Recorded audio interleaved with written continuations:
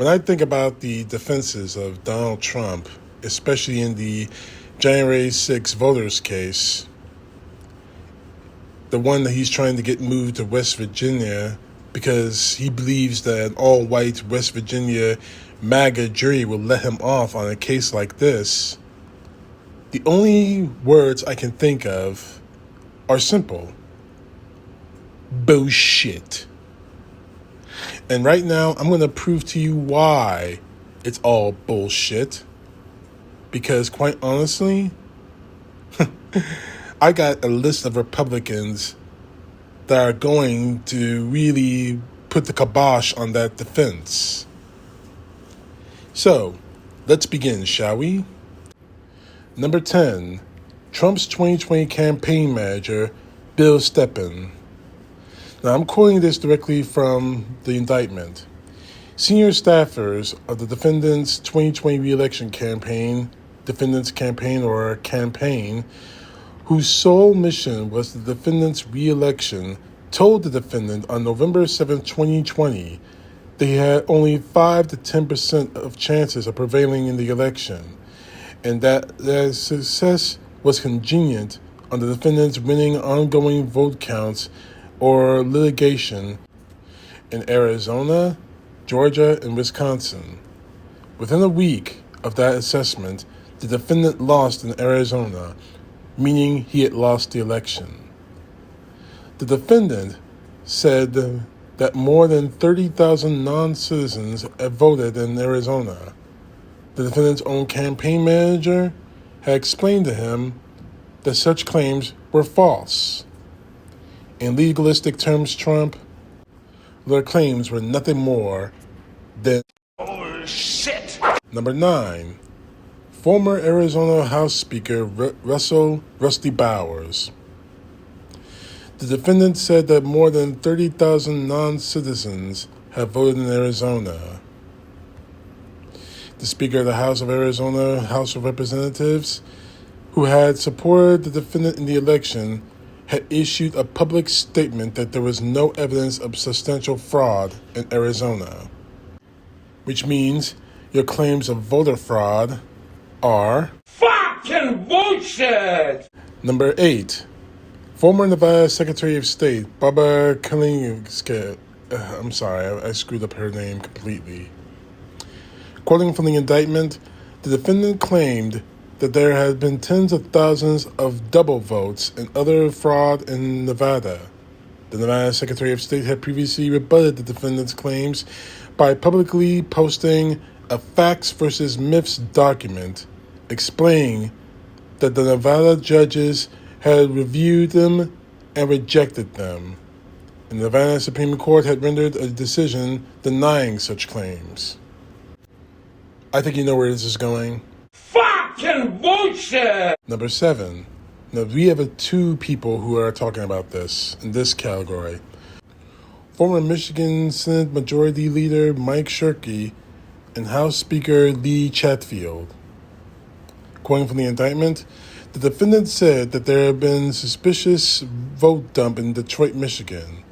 The defendant's attorney general had explained to the defendant that this was false, and the defendant's allies in the Michigan State Legislature, the Speaker of the House of Representatives and the House Majority Leader of the Senate, had publicly announced that there was no evidence of substantial fraud in the state. I have to mention this real quick. Apparently, Donald Trump created a voter fraud hotline, and it was inundated with fake calls.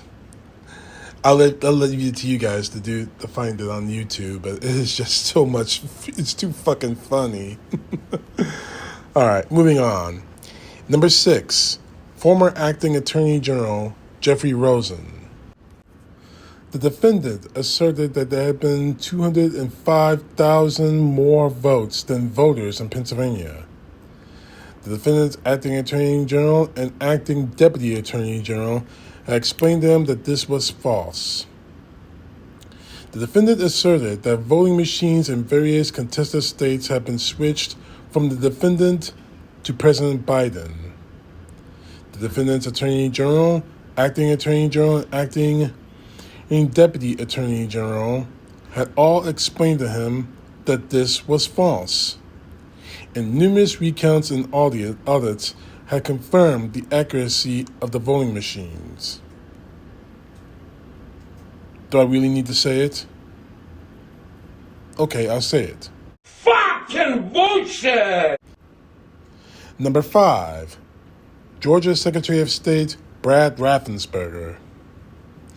The defendant insinuated that more than tens of thousands of dead voters have voted in Georgia. Just 4 days earlier, Georgia's Secretary of State had explained to the defendant this was false. Oh, and just adding a little piece of that real quick, he also, of course, the phone call. So again, don't make me say it, for God's sakes. All right, I'll say it again. Fucking bullshit! Number 4, former Attorney General William Billy Barr. The senior leaders of the Justice Department appointed by the defendant and responsible for investigating credible allegations of election crimes told the defendant on multiple occasions that various allegations of fraud were unsupported. Are you really going to make me say it? Are you seriously going to make me say it? Okay, I'll say it. Fucking bullshit! Number 3, the former director of the Cybersecurity and Infrastructure Security Agency, Chris Krebs. The CISA, whose existence the defendant signed into law to protect the nation's cyber infrastructure security from attack, joined an official multi-agency statement that there was no evidence of any voter systems being compromised, and declared the 2020 election, quoting him, the most secure in American history. Days later, after the CISA director, whom the defendant had appointed, announced publicly that the election security experts were in agreement that the claims of computer-based election fraud were unsubstantiated, the defendant fired him. So in layman's terms, Trump couldn't get the CISA director to support his bullshit, so Trump fired his ass for not repeating his bullshit. Number 2, the former director of national intelligence, John Ratcliffe. The DNI, the defendant's principal advisor on intelligence matters related to national security, disabused the defendant on the notion that the intelligence community's findings regarding foreign interference would change the outcome of the election. So remember when Donald Trump and a lot of his allies said that Italy and some South American country, I can't remember which, said that they interfered with the 2020 election to steal it away from Trump?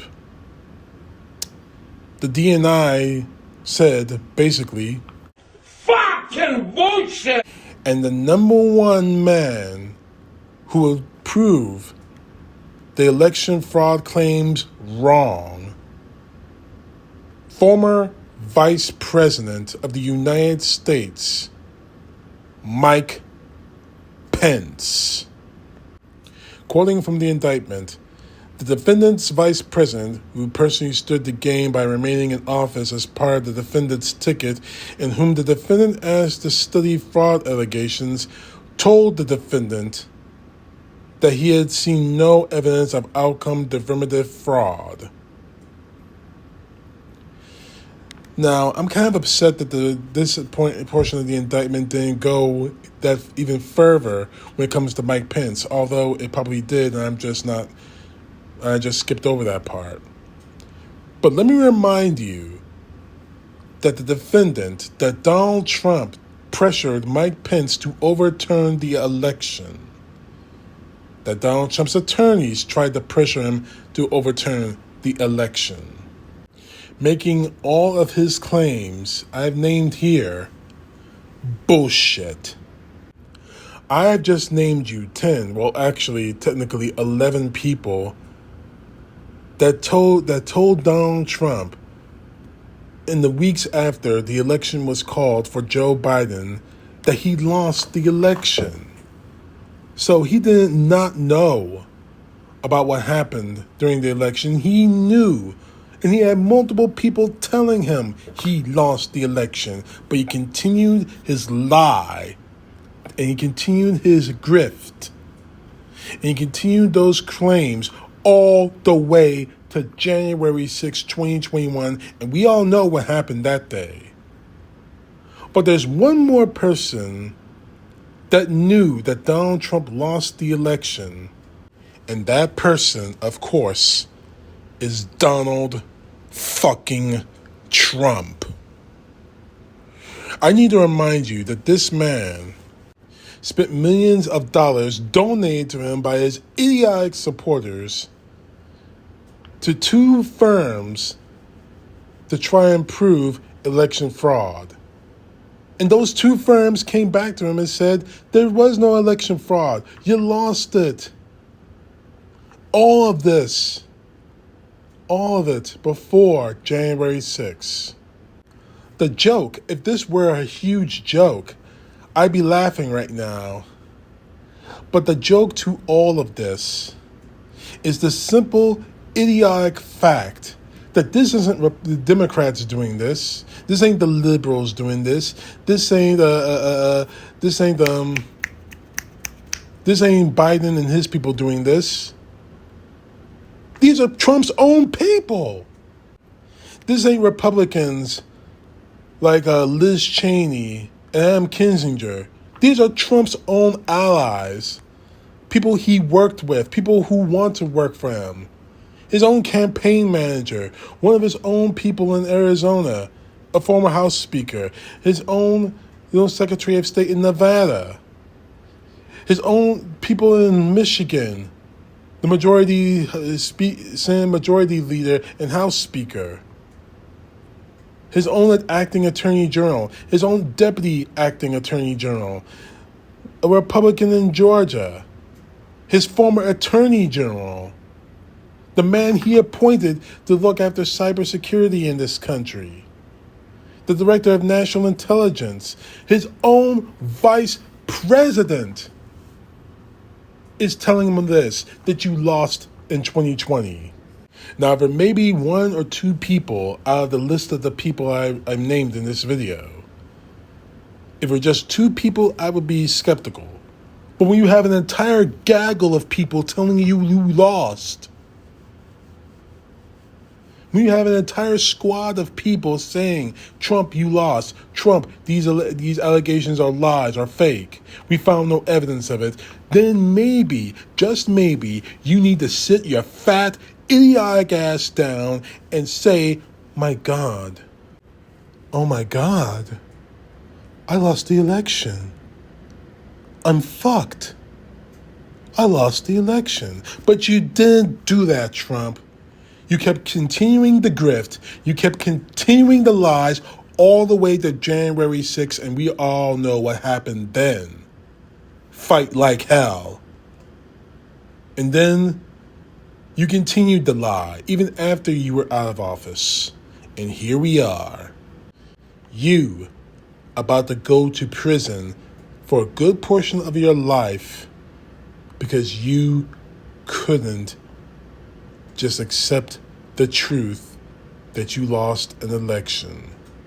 This whole thing, you can blame on Biden all you want. You can blame on whoever you want, else you want to blame on. You can blame God if you want to, Trump. But in the end of the fucking day, this whole thing is all on you. And you are going to pay for it. You wanted to go on Truth Social and threaten people? I'm threatening you now. You are not getting away with this. Come hell or high water, you are going to pay when your ass is thrown in the jail cell. And make absolutely, positively no fucking mistake about this, asshole. I, and the rest of this country who do believe in that flag, who do believe in the Constitution, we are the hell and the high water. CTP, know the truth. God bless. Peace to the left, justice to the right.